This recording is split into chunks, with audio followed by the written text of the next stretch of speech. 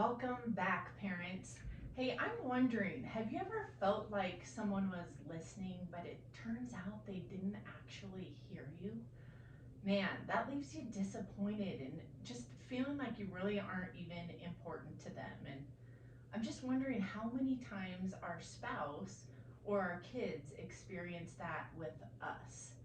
They come to us to share something, to be heard and seen, and because we're going in so many different directions at once, we aren't actively listening. Well, good news. Today I have Heather Younger in the studio with me, and she is an expert in the art of active listening. Heather's the founder and CEO of Employee Fanatics, a leading employee engagement and consulting firm. She's considered the workplace culture expert and is a highly sought after keynote speaker, diversity, equity, and inclusion strategist, and the world's leading expert on listening at work. Heather's committed to inspiring leaders everywhere to flex their empathy muscles and master the art of active listening to ensure every employee feels valued, heard, and supported. She's a two-time TEDx speaker, best-selling author, podcast host, and a trusted contributor to leading news outlets. Heather is also part of our parent community here in Denver. She is married and a mother to four beautiful children. Welcome, Heather Younger. Thanks for having me. Oh, it's so good to have you in the office live, like face to face. Guys, I know Heather from our church community, and so she's local here to Denver, and I know her husband and kids, and just a beautiful, very involved family in our community. So it's just a real blessing to have her here with us on the Families of Character show. So Heather, your passion for active listening is contagious. I mean, you are contagious yourself. But your passion for active listening and really helping people feel heard and belong is just radiates from you. So as a therapist and counselor for 20 years, I'm curious like about the origin story. Where does that passion come from? Yeah, it goes like way back. I mean, people say, "Oh, it's back way back when I was in a crib." Not that far. I was raised. My mom is white and Jewish. My dad is black and Christian. And my mom's parents weren't at all happy about that marriage. And it was in the early 70s. I was born in 71, and it was barely legal in Ohio for interracial couples to marry, and then like having that other layer of kind of orthodoxy and all of those things. It was a little bit complex, but they weren't happy at all, and so they left. I was the little black sheep of the family. I didn't get to go to weddings and funerals and bar mitzvahs, and I was pretty much hidden. No pictures like hung on my grandparents' walls. It was yeah, it was interesting. Now I had a really good relationship with my grandmother in our own weird kind of strange way, but in the end, it left me feeling often like I wasn't really an important or valued person in the family, or like I wasn't heard. My voice didn't seem important. No one really asked me how I felt or what I wanted. I was just kind of like a victim sitting there.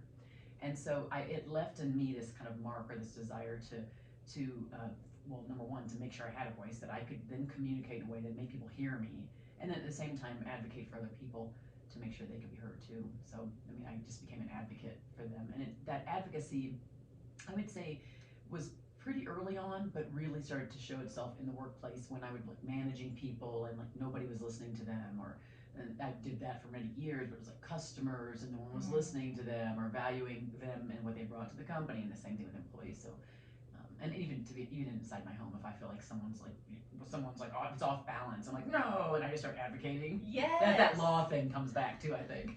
Well, you are a trained attorney, right? Yes.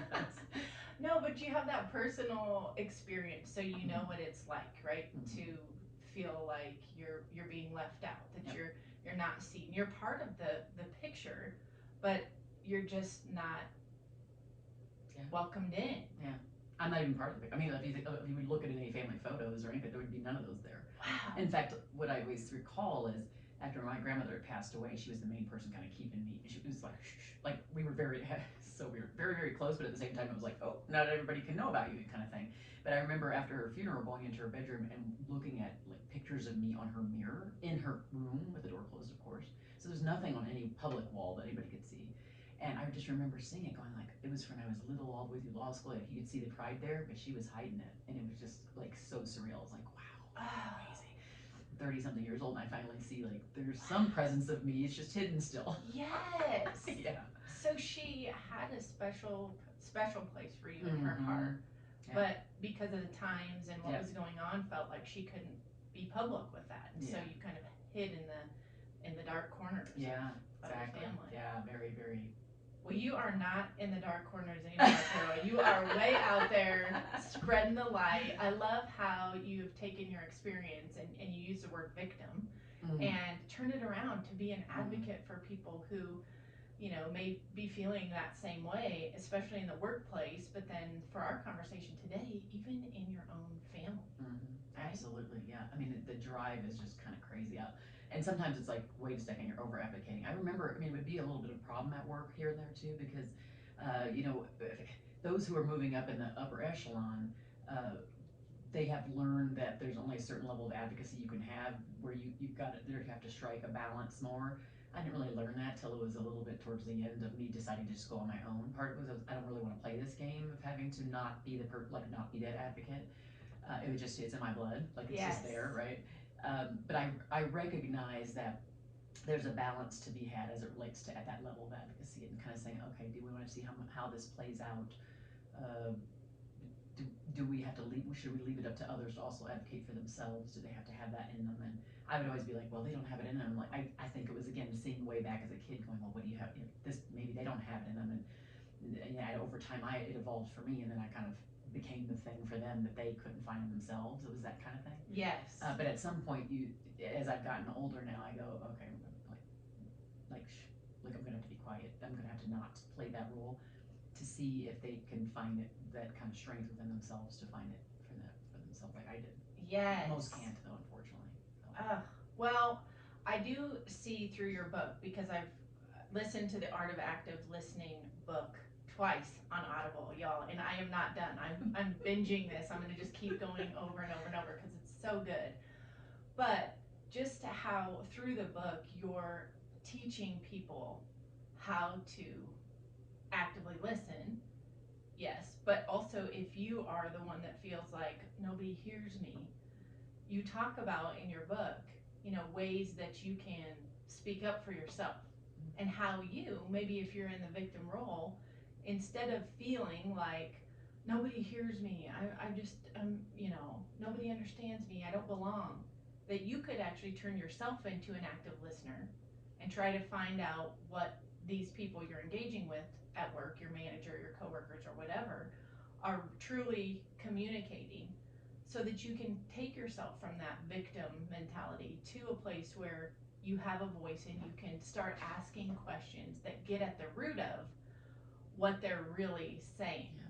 That's what I got from it. So, and it may not have even been the primary intention in the way you wrote it, but that's what I see, is that you're serving and giving skills to people in managerial roles, saying, listen to your employees. You know, I've got this whole cycle of active listening that you can go through in order to really get the message right and build that connection and that foundation with your employee.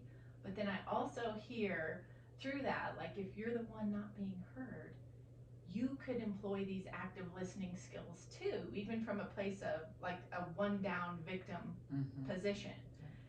So that you're trying to understand your boss a little bit more, maybe some empathy for them, that they're not doing this so well, but what are they really trying to say?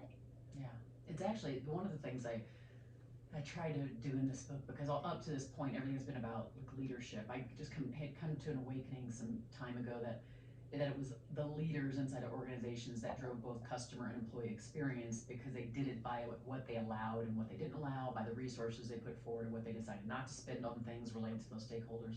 And so with this book, I purposely on the title didn't put employee, didn't put leader, because my goal was to say everybody at work should be empowered to listen in this way to anybody they're required to listen to. Yes. So whoever they're communicating with. And so you're right, I think it kind of takes it out of for any of us, out of this, either let's blame this person or be a victim of this thing, into what can we be empowered to do, each of us in our own shoes, to lean in this way. And you're right. I mean, I think listening upward and sideways and downways and everything at work is so important, and even outside. So to our customers, to our partners, to our anybody that we're interacting with. So it was just like, I don't want you to think. Every time I would go in front of an audience and I would be like, who here thinks of themselves as leaders? And it would be an audience full of managers, and half of them would not raise their hand. And I was just like, I'm so curious, like, why was that? Is there a fear that the bar is too high? Do they have a lack of self-confidence that they can reach this bar that seems to be so high in that? Like, what are the issues? But part of it that came out for me was, I don't want anybody in any audience, meaning like the people who are reading, the people who are work, whatever, to exit themselves or subtract themselves from the need to do these things right. I want them all to feel empowered, and I also want them to all feel obligated. Yes. And so there's kind of like this double thing. So like, which choices are you going to make, and how do you feel like you're responsible to be like your brother's keeper, to be the person across from the person in front of you, and making sure they feel that particular way.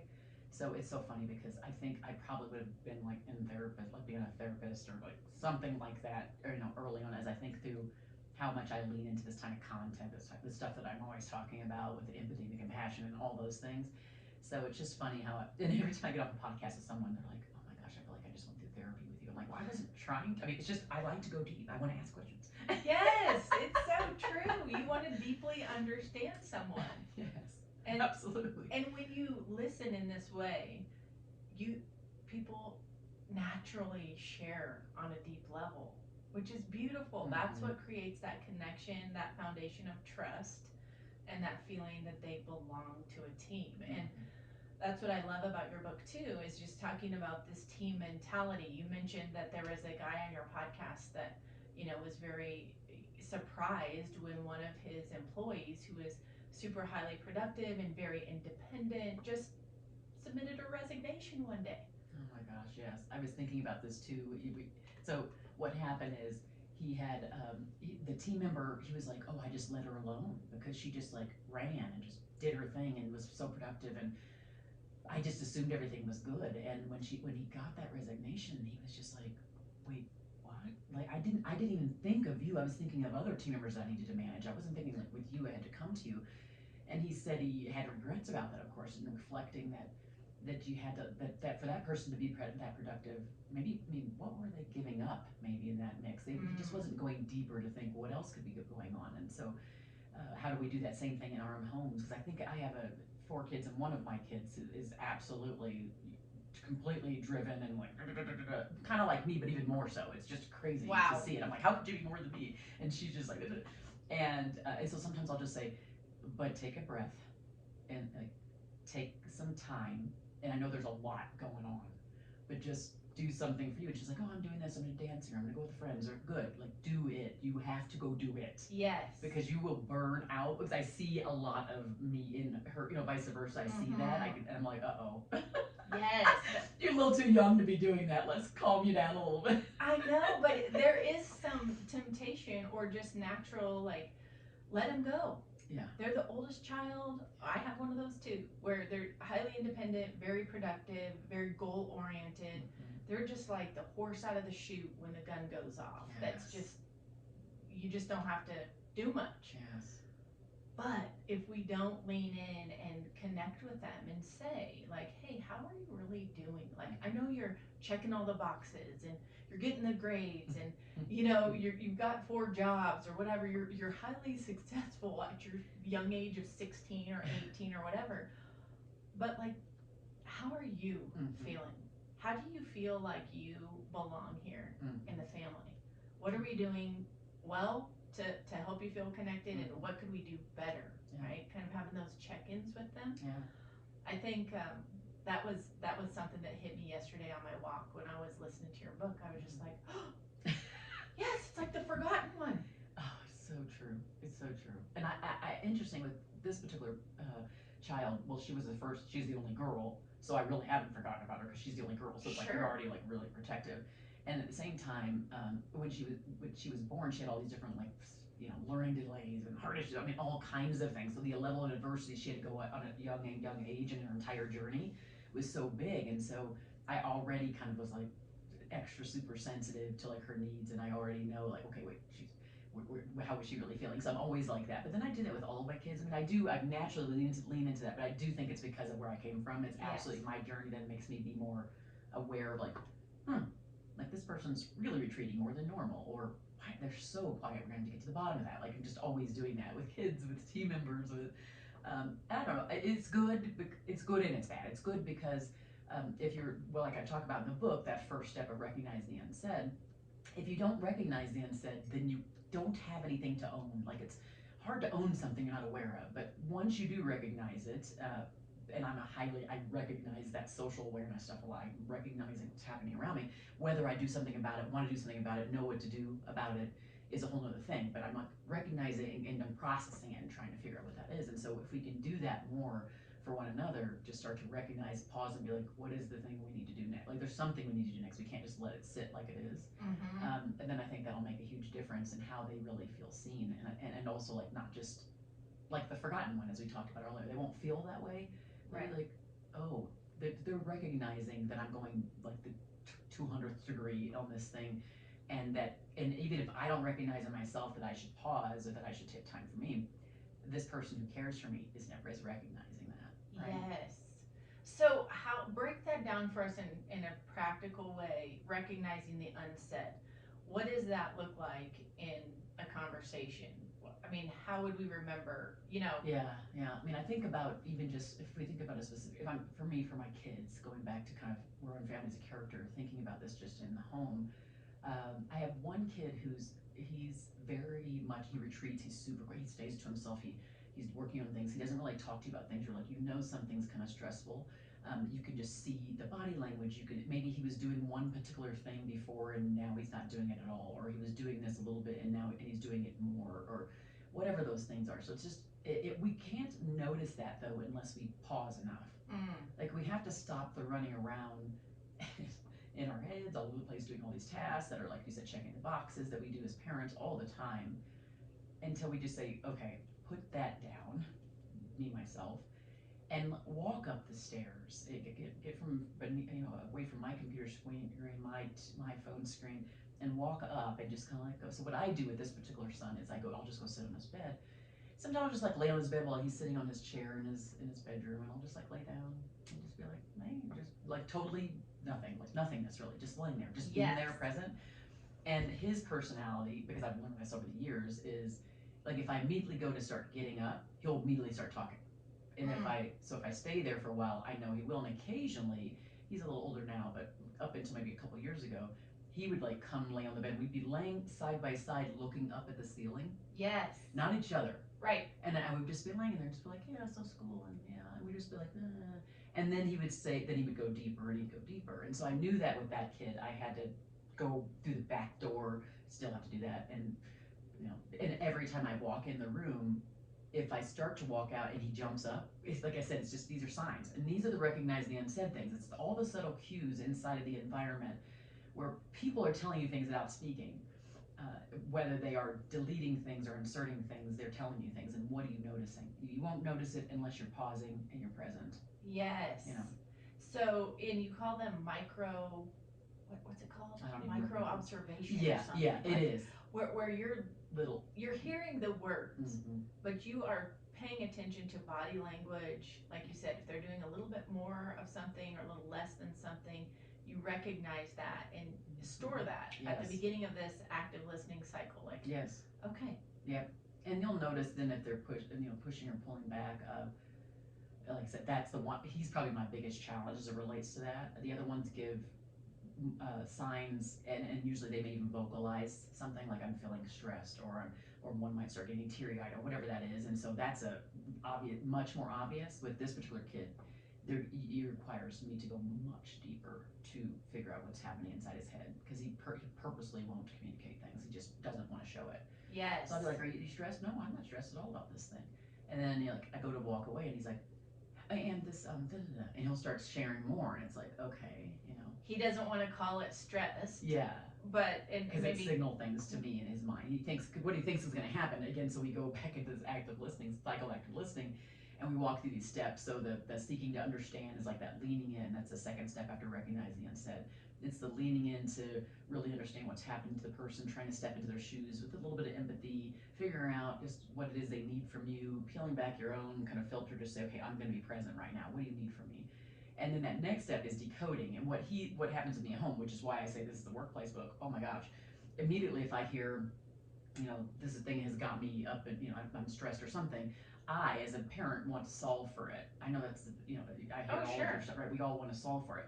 And so instead of me going, well, let me just think this through with that decoding phase, which is that pause and either go to talk to my husband, go read some books, do some research, whatever that might be, to say, let me process what you just said to me, and then decide what action is appropriate. Yeah. I may just want to be like, okay, well, like, who should we call? And I just want to like get him out of the place because I don't want him to go into a cycle that puts him into who knows what, right? Especially the teenage, and all the stuff in the news, right? The teenage stuff you hear, all the stuff with teenage books. Oh, yeah. Oh my gosh, so you're just always worried about that. Yes. You hear something, you're like, what does it really mean? What is it really saying for a kid like this who's already super internal? Oh, yeah. But that pause. So he's gotten smart about what to say or what not to say so that it doesn't throw me into a tailspin. And then now I'm obviously not to be hypocritical. I have to be like, okay, you just said this thing. I should probably go talk to my husband. Let me do the decoding part that makes me pause to reflect on what he said. Yes, I love what you say about decoding is just, taking a minute, kind of helping yourself avoid the temptation to solve for it.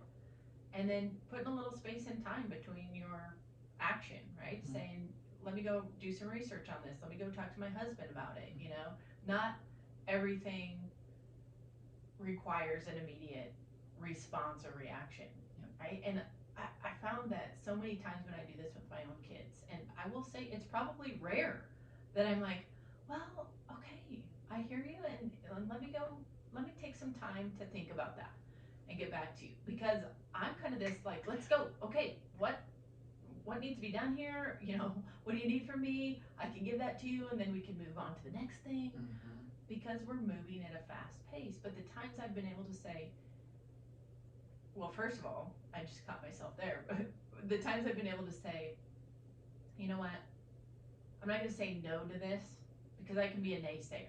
I can just, if somebody says, oh, hey, I have this idea, I think we should buy a sauna, all of us will use it, and I think and I want to just go, no, like, we need to move on and talk about real stuff here. But that's an idea, right? That somebody brings to the table, and they need to be heard. Even if you think it's wild and outlandish, you need to stop and say, okay, instead of saying no and just shutting them down where they feel like, you didn't even hear me, you didn't even give me a chance to say why or where this is coming from. Stop and go, let's just flesh that out. Tell me why you want a sauna. How do you think that's going to benefit the family? Have you done any research on how much that costs? So encouraging them also to kind of decode their own thinking, right? Like, okay, let me go do some research on this. Mm-hmm. And then come back, and usually if you put a day or two in between it, you come back to your kid, they're like, oh yeah, I'm kind of over that idea. Or they might be like, I actually figured out that it's way cheaper than I thought, or whatever. Yes. And the two of you can have a more fruitful conversation, and then that's where you bond and build that foundation of trust, because they're like, I matter. You actually took some time to think about that and get back to me. Mm-hmm. And all of a sudden that this bond just becomes stronger and stronger. And that is so important when you talk about teen issues and suicide and self-harm and all the things that are hitting our teens today, the pressures. If we don't have that foundation of trust and belonging, oh my goodness, the teen issues and the 20s, young 20s, those, we thought the toddler tantrums were bad. Are you kidding me? Like the bigger the kid, the bigger the problems. Oh my gosh, it's so true. Right? Yeah, and I think that the whole seeing them, like, sometimes and again, I'm just thinking about the children, because I feel like they teach me way more than I teach them, and that they teach me a lot more about leadership than I display maybe to them, in my opinion. And so knowing that, like, I'm just always so receptive to the things they say, because I have like another kid who's like his verbal acuity is really high. He's very vocal about things, either from his facial expressions and usually from just vocal, like he's going to vocalize it. And so you'll know he's stressed. So all the emotions come out very clearly, and he's okay with not shying away from those. And so then talking to that kid, I'd let him be in that space.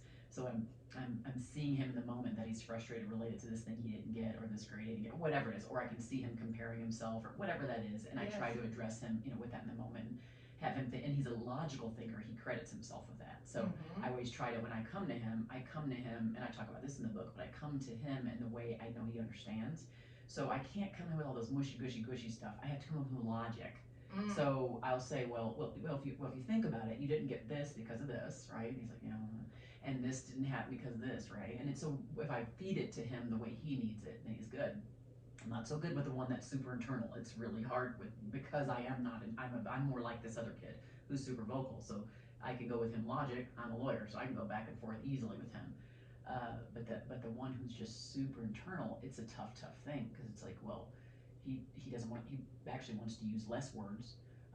He wants to talk only when he wants to, and it's the way he wants, and you can't start questioning. I mean, it's very complicated. And we have those same people at work too, whether people that report to us or people we report to, or coworkers that are sitting next to us, customers who just are, you're like, they have no emotion in their face, like, I don't know how to read them, like, I don't know what to do, right? Yes. And so often I've found with, like, even people like that who really are, it's hard to get through that shell, is that if you can figure out what it is that lights them a fire, like figure out what that does make them light up a little bit or speak up a little more, then it makes it easier to meet them right there in their moment versus where we want to go with them, because that's what we do a lot, don't we? Yes. We want to go someplace with somebody, and we take them on our journey, but we're never really on their journey. Yes, it's important to get on their journey, and you can't do that if you're constantly thinking about being right in the conversation, or every time they say something, it interrupts your own thoughts, and you think, oh, I gotta say something about that. I mean, that is me with my husband. Poor guy. I do the same. Oh, it's awful. I'm telling you, just because I wrote the book, it doesn't mean I'm perfect at this. Of course. Wait, what? You do this all day for your job or whatever. You come home at night, and the short window of time you have with your spouse and your kids, it's very difficult to actively listen, because you're spent, right? Your tank is empty, and it feels like this is a lot of work. But you also say in the book, it takes a little bit more time, but it actually makes things so much more easy for you, because when you deeply understand someone, you take the time to hear what they're saying, and you're looking for all the nonverbals, because you put your phone down, you drop the ladle that you're stirring the spaghetti sauce with, and just turned around and actually made eye contact for 3 minutes to listen to their day. Oh my gosh, again, the bond, the validation they get, it's so much more worth it than I'm sorry, I didn't hear a thing that you were saying. I'm cooking dinner. Why are you trying to talk to me while I'm, and then it's a battle the rest of the night. Oh my gosh, I for a long while I'd be, so basically, like, my dining room table turns into my office. My husband's in the office, I'm out, and so we're kind of split up in the house because we both work from home. And so for the longest while, I'd be on my laptop, and the three boys would just, basically, they would load in after school into that room, and they would just, like, stand there and go, and then soccer, and this, and that, and they would just all these things. And at some point, and I was just like, still like this, like on the computer, and I'd be like, yeah, and then this, and I would be trying to listen to all of them. And then I got to the point where I said, okay, when they come in, because I know they're going to want to talk to me, and they do need to have that time, I would just put the the screen down, so I completely close the lid and move the phone away. It's on vibrate upside down, but like away from me, like on a thing that I can't even hear buzzing. So it'd be like on a chair that's material chair or something. Yes. Not a hardwood chair. I mean, this sounds all the things. True, right? Yeah. And then I would say, okay, so now each of you get to share. So you're not all doing it at once. So, and I'd look at him and I'd say, okay, let's tell me what's going on. And I would just be just like this, and the other two would be dying to tell me. And I knew they were, and I could feel them staring through my face, like, is it time to end now? And so I'd still be talking, and in that case, I'd say, and so you think we're going to need to do this? Okay. And then, like, I would sense a break, and I'd say, is that all you're going to share with me for the day? And I would just be like this. I would only be looking. Yes. And then he'd say, yeah, okay, we're gonna come back to the other thing later, okay, whatever that thing was. Right. Then I'd go to the next, and I would just do that each time, and I would make sure, like, in my mind, I'd find out, was there something besides me just going like this and just looking at their eyes and trying to get these other two off my face? Yes. I would say, I would always, if there was something that needed to get done, I would clarify it at the end. Is Yes. it something like, do I need to do, or we have to talk later? Is it something I need?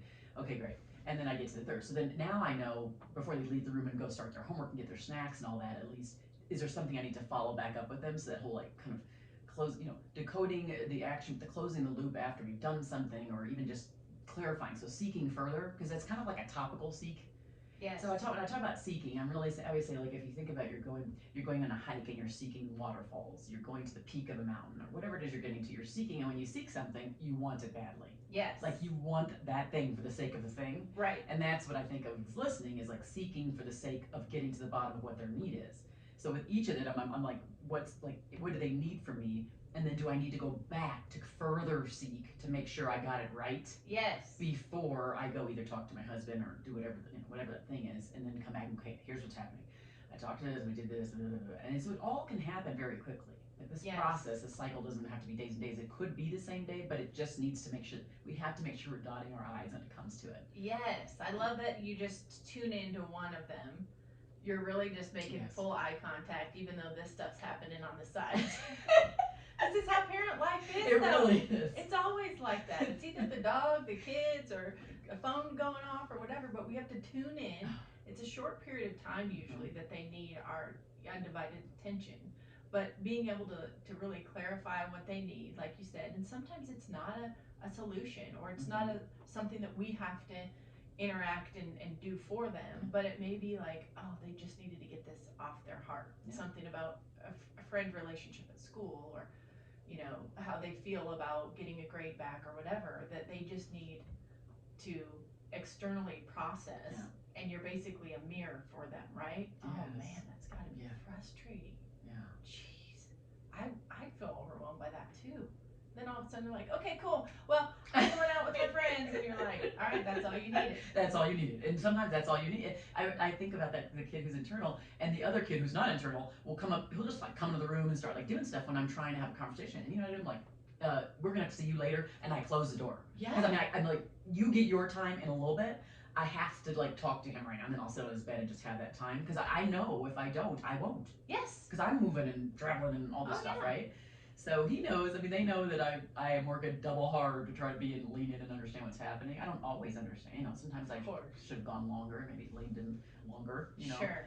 But I tried. Oh yeah, that's what it's all about, is trying and just doing a little bit better each time. And another one of the things that I thought about regarding the workplace, since that's where that's your space, right? Is just this idea of, as a manager, you have these one-on-ones with your employees. Why? Because you want them to feel heard and seen, and you want to develop that safe place for them to share if something's going wrong, or if they're having an issue with one of their coworkers that they aren't sure how to manage, with the coworker directly. You want to find out what goals they're on track for, what they'd like to achieve that maybe you could support them better in. And I think, goodness, we do this at work all the time, and actually probably pretty good at it at our jobs, right? But then at home, we have this most important team under our own roof. And how often are we doing one-on-ones with our kids, like you talked about, or meeting all together as a family intentionally to talk about how we're functioning as a team, how, to get an idea of how connected or disconnected people in the family really feel. If they weren't part of our family, if they didn't have our last name, would they want to be under our roof? Or they'd be applying for a different family, right? Like a different job. They might be like, I want to resign from this family and I want to find a different one, because you people are so busy doing your own thing and siloing and kind of focusing on yourselves that there's no connection here. I don't even know what I contribute to this family. But I feel like, my passion is really in having a weekly family huddle, just like your team huddles at work, where you meet up on a regular basis. Every Sunday we do ours from 6:30 to 7:30. We kind of look at the calendar like you would at work, right? What's going on over the next week or month? How are we all feeling about all the activities that we have on our schedule? And then how can we help each other with what's going on together? How can we pitch in and help out so we can make sure everybody gets what they need and gets to where they need to go? And I'm telling you, this family huddle is this platform for bonding and building that foundation of trust, because what it feels like to kids is like we're getting together every Sunday because that's what we do. That's what our parents have us do. And we're reviewing the calendar. So they think of it as like this, it's this huddle around the calendar because we have lives that are busy and we just need to get organized. Yeah. But what happens is we start noticing the unsaid. We start recognizing how people are responding to different activities on the schedule. And then that gives us a cue on how we can go deeper and ask them other questions about, hey, well, do you really enjoy wrestling? Like, you don't seem so excited that you have 3 practices coming up, right? So on the outside, it seems like very logical, just this is what we're doing. But then with active listening, we're able to go deeper with them, and then we'll have these one-offs after the family meetings with someone who's like, hey, by the way, can we go back to that thing? Because I just realized that this isn't something I want to pursue any further. Or I have an idea, I don't know how to bring it up to dad. Yeah. Yes. So yeah. It just got me thinking with everything in this book about business, about teams, about being managers and leaders. It's like, as parents, we are managers and leaders in our own homes of our own families. So whatever is really effective that you're doing at work with your own team, and you're giving them the best because this is what you're getting paid the big bucks to do, right? Your family deserves the same thing at home, right? So what do you feel like is the biggest challenge to people implementing these 5 steps of active listening in the home when they do well at the office? And I think the first one is just like you were talking about before, those sheer exhaustion, because like being on, like you talked about, having to meet with people, like let's say 8 direct reports in a day, kind of an example you used earlier. That's a lot of meetings, that's a lot of time and attention, that's a lot of focus and giftedness to other people. And then you're like, so that's like, I would say that's the number one kind of barrier is the pure exhaustion. I would say the level of distraction that's in the home. I mean, the phones come on, I mean, the TV comes on when you get there. People might be kicking around balls. I mean, there's just so many things going on that's inside. So I think that the distraction and the level of intentionality that's required in that, it takes a soul that does want to settle down, pause, quiet itself to have that presence to really be able to do that well. And sometimes we're better at it than others. What I found is if I had an extremely chaotic day, like and I didn't start the day on me, so that would be with like reflection, prayer, meditation, working out, whatever that might be, whatever those things are for people, to kind of ground myself in my day. I'm not gonna show up well, period, the entire day, but definitely not by the end of the day. I won't have it in me because I will be so irritated at myself that I didn't spend time on me in the beginning of the day. That then I've just had it. Yes. And I don't want to give anymore. And so I think that's another thing is are we loading into ourselves first on the front end? That is huge. And when I was listening to your book, I was just like, yes, that's totally right. That's me.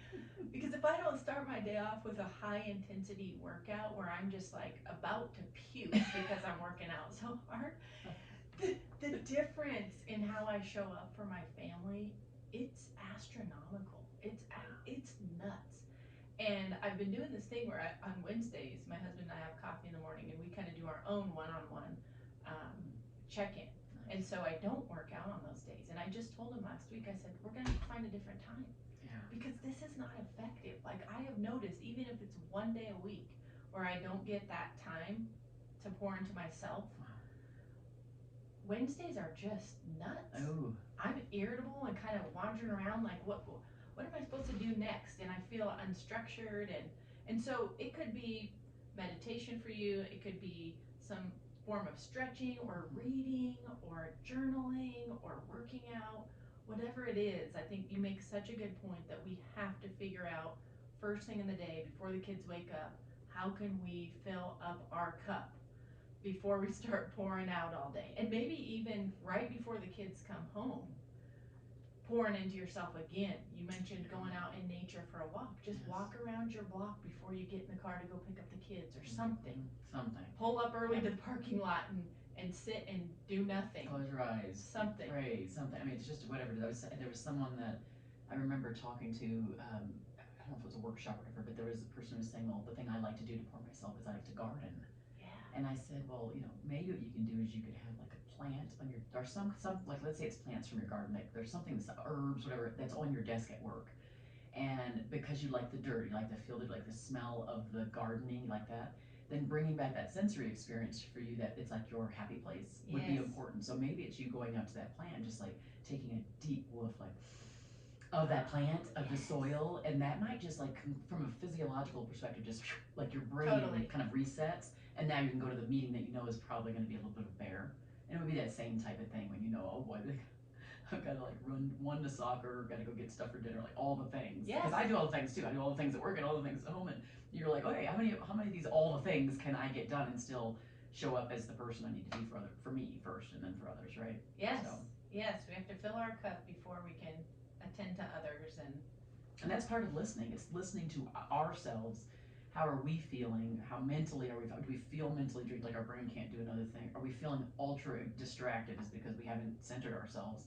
Physically, how do we feel? All those things. So we have to listen to ourselves before we can even think we're going to become these great active listeners to other people.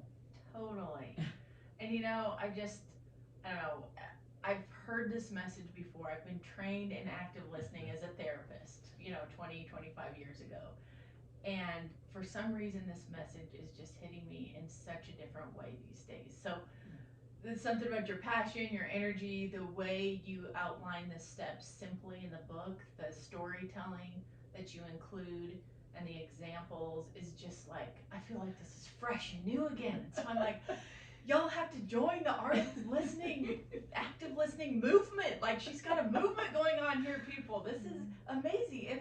I find myself thinking, like, if my husband actively listened and I actively listened and we were actively listening to each other, like, we'd probably have less conversations but feel much more, connected. We'd have to do less words, because we're really understanding on a deep level what the other person needs and being able to serve them in that way, to where it's like, okay, we don't have to run everything through each other and just with all this motor stuff. mouth. Yes, motor mouth. Yes. And so I love what you're doing. I know that you are very active in business and in the workplace, but man, this message resonates big time for families as leaders and parents, to our precious little cherubs at home. So thank you for what you're doing for the community. Man, you've got to check out her TEDx talks, guys. You have to, grab her book, The Art of Active Listening. If you like her voice, which is very unique and dynamic, and I love it, then definitely read the book or listen to the book on Audible, because you were able to record your own, book. Yes. Yeah, that was the second time because on the Art of Caring Leadership, I did the same thing, and I was surprised how much shorter it went this time, and I was also surprised how much smaller this book was compared to the last one. The last one had a lot more. It had like 80 voices, 80 people I interviewed for that one. This one was mostly just me, my framework, and some stories, and a couple quotes and stuff. Yes. But yeah, I didn't. It's so funny. From years ago, when I was a kid, people used to always say, like, I'd go through a drive-through. They still do it now. Oh, sorry, sir. Can I take this thing because it's so deep? And I used to just hate my voice as I was, in my early teens and all that. But then now, yeah, I think I've found the power. That whole voice thing that I talk about. That power in the voice is important. Yes, it's so unique that just like 2 words, I'm like, that's Heather. That's Heather. And your smile, and she wears pearls all the time, and usually these funky tennis shoes when she's on stage speaking. And so you are just a real awesome presence, and the world's just so much better for you bringing this message back to us. It's not new, but this is a new way of thinking about active listening and connecting with people in your community or on your team, in your family. So I appreciate that, Heather. It's been awesome. It's been awesome. Listen, parents, while you're out shopping for Heather's book on Amazon or at the bookstore, The Art of Active Listening, also consider a product for your kids. So we have a new kids journal out called the best me I can be. And so this kids journal helps kids from age about 6 to 11. They need to be able to read, or you could read it to them, but it helps them to also learn how to be an active listener. There's a portion in the journal about, when you engage with your friend, how about ask them a couple questions about themselves instead of just telling them all the cool things you did or how you won first place at the meet last weekend or whatever. And so it helps them also get conditioned to lean in, to listen, to take inventory of people's body language. And if your kids can learn the art of active listening at a young age, just imagine how deep their relationships will be and how much less stressful their relationships will be when they're grown. So grab a copy of our journal today. It's at familiesofcharacter.com, and it's a low price of just $20. Guys, mastering the art of active listening and taking care of yourself, self-care, that's just the name of the game here. We need to be able to make this a real priority in our families so that we build that foundation of belonging and trust. And just remember, your family is your most important team. We'll catch you next time on the Families of Character Show. Nice.